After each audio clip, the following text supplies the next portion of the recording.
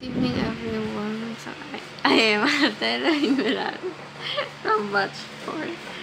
So, yung topic po natin today ay paano gumawa ng sermon. Homiletics. At ang scripture po na pinabag ni Pastor Russell today ay tatagpo sa 2 Timothy 4 verse 2. So, basahin po muna natin yung concept ng homiletics.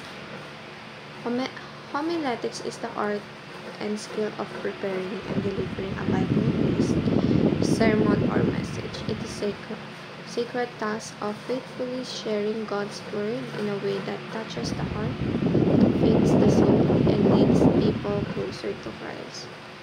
It's not just about speaking, it's about letting God speak through you to His people.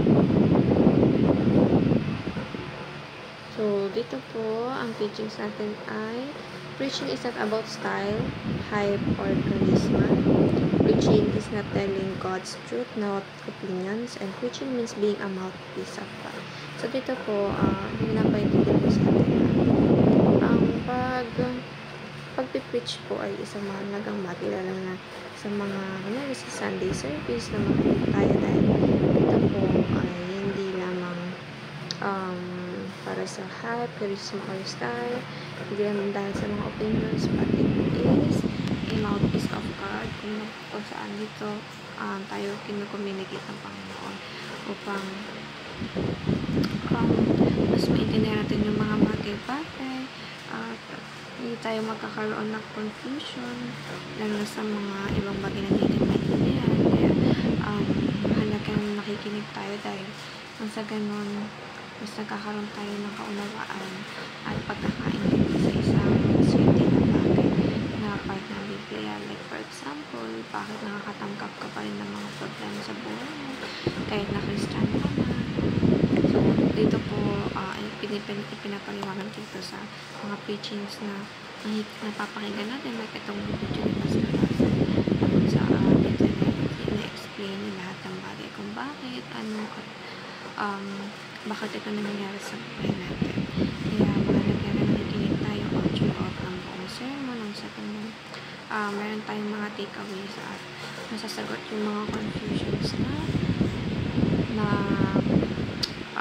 nararamdaman natin. So, applications already listen to God first through His word and prayer. Speak from the heart to reach the heart and rely on the Holy Spirit for empowerment. Palagi po tayong magkaroon ng komunikasyon sa Panginoon. Sa ganun, mas lumalim yung pagkakakilanlan natin sa Kanya, mas maintindihan natin kung ano yung bagay na pilit ng pinapaintindi sa atin at hindi tayo mahirapan na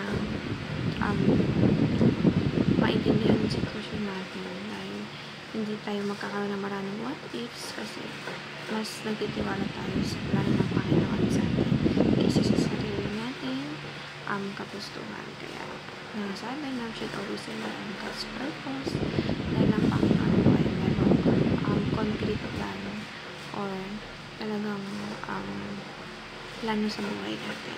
Kaya tiwala lang tayo at mahal ng Panginoon kapalit. So that's all po. Thank you for listening and have a great day ahead for tomorrow. Bye! Pwede po mag-bisa ng